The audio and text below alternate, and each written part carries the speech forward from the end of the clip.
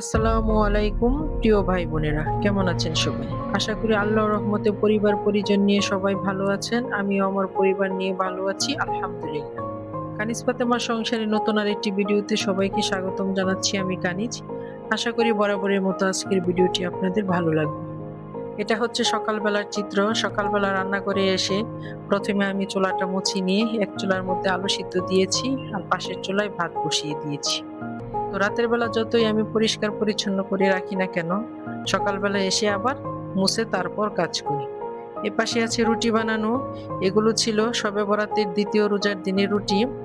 প্রথম রোজার রুটিগুলো প্রথম দিনই শেষ হয়ে গিয়েছিল, তো দ্বিতীয় দিন মা আবার রুটি বানিয়েছিল, সেখান থেকে কিছু রুটি ফ্রিজে ছিল, খাওয়া হয়নি। তো এখন আমি সকালবেলা এগুলো বের করে নিয়েছি, একটু ঠান্ডাটা কমলে সবগুলো রুটি ছেঁকে নিব। আর ভাত আর আলু ভর্তা করব।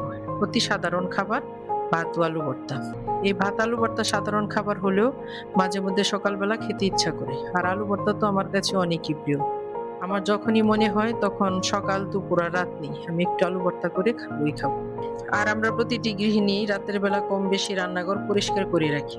রান্নাঘর পরিষ্কার করে রেখে যাওয়ার পরে রান্নাঘরের মধ্যে রাজত্ব করে তেলাপোকা। লাইট নিভিয়ে যাওয়ার পরে তেলাপোকা পরিষ্কার জিনিসের উপর হাঁটাহাঁটি করে। তো সকালবেলা এসে আবার আমি ধোয়া জিনিসগুলো আবার ধুয়ে তারপর ব্যবহার করি। এটা আমার পুরাতন অভ্যাস। রাতের বেলা যতই ধুয়ে রাখি, সকালবেলা এসে না ধুয়ে এগুলো আর ব্যবহার করতে ইচ্ছা করে না। তো ভিডিওর এ পর্যন্ত যেসব ভাই বোনেরা আছেন সবাইকে একটা রিকোয়েস্ট করে নিচ্ছি, প্লিজ ভিডিওটির কোথাও কোনো অংশ আপনাদের ভালো লেগে থাকলে ভিডিওটিতে একটি লাইক দিয়ে ভিডিওটি কন্টিনিউ করবেন। আপনার একটি মূল্যবান লাইক আমার কাছে খুবই গুরুত্বপূর্ণ। আপনার একটি লাইক আমার ভিডিওটি কারো ৫ জনের কাছে পৌঁছে দিতে সাহায্য করবে। আপনি যদি আমার চ্যানেলে নতুন হয়ে থাকেন তাহলে প্লিজ চ্যানেলটিকে সাবস্ক্রাইব করে আমার পরিবারের একজন হয়ে থাকবেন।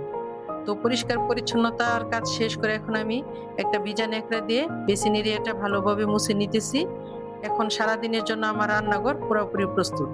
এখন সারাদিন চুলার আশেপাশে যেখানে যে জিনিসটা রাখি না কেন আমার আর কোনো সন্দেহ থাকবে না যে এখানে তেলাপোকা হেঁটে গেছে, এর মধ্যে কোনো জীবাণু রয়ে গিয়েছে। তো পরিষ্কার করা শেষ হয়ে যাওয়ার পরে আমি যে প্লেট বাসনের তাকটা ভালোভাবে গুছিয়ে রেখেছি, এই প্লেটগুলো আমি রাতের বেলা একবার ধুই, আবার সকালবেলা একবার ধুয়ে ব্যবহার করি। তো আমার আজকের এই ভিডিওটি গতকালকে আপলোড করার কথা ছিল, তো আমার মোবাইলটা একটু ডিস্টার্ব হয়েছিল, একজনকে দিয়েছিলাম মোবাইলটা ঠিক করে দিতে।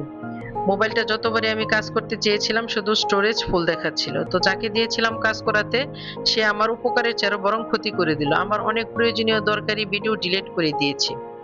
সকালে নাস্তার পর্ব শেষ করে দুপুরে রান্নার আয়োজন করে নিয়েছি। আজকে দুপুরে রান্না করব মাছ দিয়ে লাউ, শুটকি দিয়ে সবজি, ডাল ভাজি আর সরিষা দিয়ে লাউ পাতা ভর্তা। ভর্তার জন্য সবকিছু রেডি করে নিয়েছি।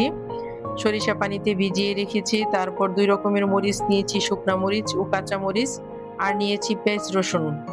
পেঁয়াজ রসুনগুলো তেলে ভাজবো। আর এখানে আছে মেইন উপকরণ লাউ পাতা। লাউ পাতাগুলো আমি ২-৩টা ধোয়া দিয়ে তারপর আবার পানির মধ্যে ভিজিয়ে রেখেছি, যদি আরো ময়লা থাকে পানির মধ্যে উঠে যাবে এই ময়লা।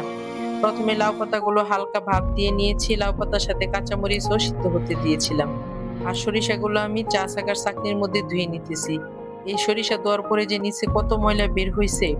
তারপর শুকনা মরিচ, পেঁয়াজ রসুন এগুলা ভেজে নিতেছি। আর এপাশে আমার পাতাটা ঠান্ডা হতে থাক।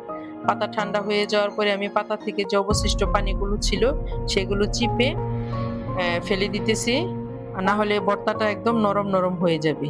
আর পাতার মধ্যে যে কাঁচামরিচ গুলো দিয়েছিলাম সেগুলো বেশ এক সাইড করে রেখে দিতেছি। তো এই তো আমার ভর্তার সমস্ত কিছু রেডি হয়ে গিয়েছে, এখন শুধু বাটাবাটির পর্ব। পেঁয়াজ রসুন ভেজে নিয়েছি, তারপর সরিষা ধুয়ে নিয়েছি, লাউ পাতা সিদ্ধ করে এটার পানি ফেলে দিয়েছি, আর ২ রকমের মরিচ। ভর্তা খেতে যেমন ভালো লাগে এর জোগাড় যত্ন করতেও কিন্তু তেমন সময় লাগে। তরকারি রান্নার চেয়ে আমার কাছে ভর্তা বানানোর ঝামেলাটা বেশি মনে হয়। তো আগে থেকে শিলপাটা ধুয়ে নিয়েছিলাম। এখন প্রথমে আমি পেঁয়াজ রসুন মরিচ এগুলো বেটে তারপর পাতাগুলো বেটে নিয়েছি, আর এখন উপর থেকে সরিষার তেল দিয়ে দিতেছি। সরিষা ভর্তার মধ্যে একটু সরিষার তেল দিলে মন্দ হয় না। এই লাউ পাতা আমাদের শরীরকে ঠান্ডা রাখে এবং সরিষা হজমে সহায়তা করে। এই তো রেডি হয়ে গিয়েছে আমার সরিষা দিয়ে লাউ পাতা ভর্তা। আমি যখন ভর্তা বাটতেছি তখন আমার মেয়েরা কিন্তু আশেপাশেই আছে, পাটাই মোছা ভাত খাবে। তো আমি ভর্তাটা উঠিয়ে নেওয়ার পরে ওদেরকে ২ চামচ ভাত দিয়ে দিলাম, লবণ দিয়ে দিলাম ও লেবুর রস দিলাম। এখন এটা দিয়ে মাখিয়ে ওরা ভাত খাবে। আর একটুখানি ভর্তাও ভাতের উপরে দিয়ে দিয়েছি। আমার মেয়েরা কিন্তু এমনিতে ভর্তা ভাত খায় না, কিন্তু এখন মোবাইলের মধ্যে দেখে বিভিন্ন ব্লগে যে পাটায় মুসা ভাত খায়, তো সেখান থেকে দেখে ওরা খাওয়ার আগ্রহ প্রকাশ করে। এদিক দিয়ে আমি কিন্তু আগে তরকারিগুলো রান্না করে নিয়েছিলাম, তারপরে সর্বশেষ ভর্তাটা বানিয়েছি। তো টেবিলের মধ্যে খাবার দিয়ে দিয়েছি। আজকের মতো ভিডিও থেকে এখানেই বিদায় নিচ্ছি। দেখা হবে নতুন ভিডিওতে। আসসালামু আলাইকুম।